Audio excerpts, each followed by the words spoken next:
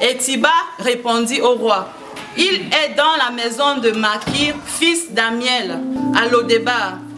Le roi David l'envoya chercher dans la maison de Makir, fils d'Amiel, à Lodébar. Et Mephibosheth, fils de Jonathan, fils de Saül, vint auprès de David, tomba sur sa face et se prosterna. David dit, Mephibosheth, et il répondit, voici ton serviteur. David lui dit, ne crains point, car je veux te faire du bien à cause de Jonathan, ton père. Je te rendrai toutes les terres de Saül, ton père, et tu mangeras toujours à ma table.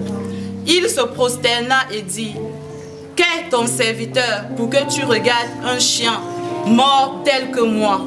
Le roi appela Tiba, serviteur de Saül, et lui dit, je donne au fils de ton maître tout ce qui appartenait à Saül et à toute sa maison. Tu cultiveras pour lui les terres, toi, tes fils et tes serviteurs, et tu feras les récoltes, afin que le fils de ton maître ait du pain à manger. Et Mephibosheth, fils de ton maître, mangera toujours à ma table. Or, Tiba avait 15 fils et 20 serviteurs. Il dit au roi, ton serviteur fera tout ce que le roi mon seigneur ordonne à son serviteur. Et Mephibosheth mangea à la table de David comme l'un des fils du roi. Mephibosheth avait un jeune fils nommé Mika, et tous ceux qui demeuraient dans la maison de Tiba étaient serviteurs de Mephibosheth. Mephibosheth habitait à Jérusalem, car il mangeait toujours à la table du roi. Il était boiteux des pieds. Amen. Amen. Nous restons debout. Merci Seigneur pour la lecture de ta parole. Et accorde à ton instrument que je suis l'onction pour fonctionner dans ta parole. Et à ton peuple réuni dans ce lieu, l'Église, adorant l'Éternel, dont le Seigneur cette oreille et cet entendement des disciples, afin que l'entrée de ta parole apporte le renouveau, le changement, la transformation dans tous les domaines de nos vies. Dans le puissant nom de Jésus et que l'Assemblée point chaleureux. Amen. Amen. Tu peux t'asseoir dans ta sainte présence. J'essaierai d'être assez posé, si je peux arriver comme tel. Quand je dis ça, je guette un peu de l'autre œil, n'est-ce pas, mon évangéliste Claude, parce que c'est un fireman. Amen. Amen. Donc il peut comprendre ce que je dis. Donc parce que j'aimerais vraiment que vous saisissiez le sens de ce passage et de ce message. Donc tu vas simplement toucher ton voisin, tu vas dire, le thème de ce message est tout simplement établi à la table du roi. Établi à la table du roi. Genre maintenant, mets ta main sur ta poitrine et tu vas dire avec moi, Jeannot, José, à partir d'aujourd'hui, je suis établi. Je suis établi à la table du roi. À la table du roi. Je mangerai à la table du roi. À la table du roi. Tous les jours de ma vie. Tous les jours de ma vie. Au nom de Jésus. Au nom de Jésus. Amen. Amen. Le passage elle est très clair. Et le passage s'explique d'elle-même pour les amoureux de la Bible.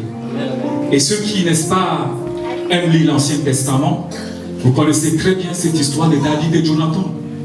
Ces très bons amis qui avaient une alliance d'amitié assez forte, assez puissante. Très fort, un lien assez très fort, plus que même un lien de frères et sœurs de sang. Ils s'aimaient tellement. Et voilà qu'un moment va arriver, les chemins vont se séparer. Chacun, n'est-ce pas, va aller de son côté, mais David va finir par devenir roi. Et pendant que David devient roi, Jonathan va finir par décéder, mais laissant un fils. Et ce fils, n'est-ce pas, va vivre une vie assez compliquée, assez terrible, assez difficile, parce que la Bible dit qu'il était boiteux de 2 pieds. Et étant boiteux de 2 pieds, il a été en quelque sorte déshérité de l'héritage de ses parents, alors qu'il avait un grand-père roi, Saül. Il avait un père qui était prince, Jonathan. Mais il va être déshérité, il va vivre une vie de galère, de misère, abandonné à lui-même. Combien d'entre nous ce matin sont des Melchisédek?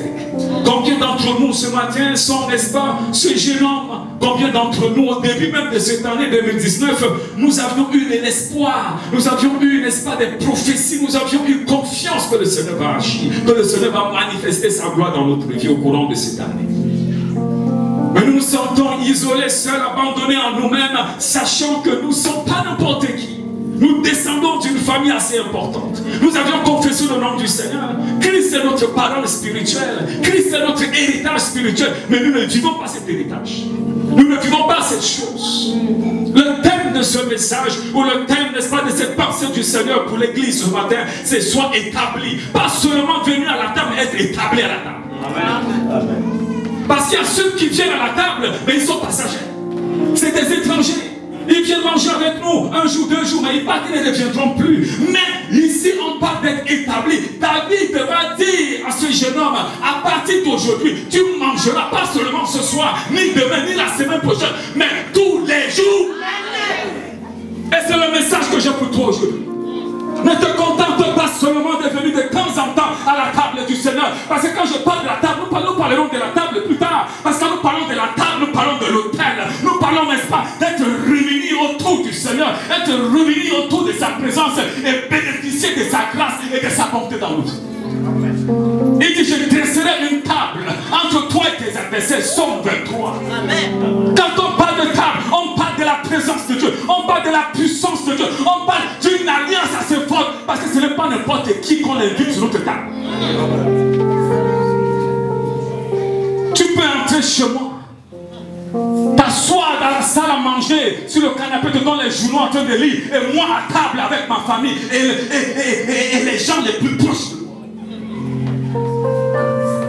Ce n'est pas pour autant que tu vas me traiter de méchant.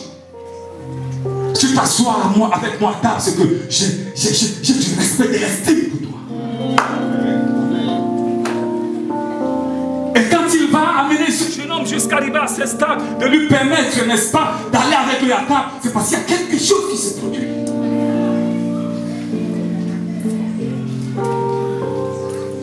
Être établi ici relève de 3 domaines. Donc pour ceux qui écrivent peuvent écrire. 3 échelles de l'établissement. 3 choses qui font en sorte, n'est-ce pas, que je peux t'établir auprès de moi. 3 choses qui ont attiré l'attention. 3 choses qui ont fait en sorte, n'est-ce pas, que ce jeune homme soit établi auprès du roi David.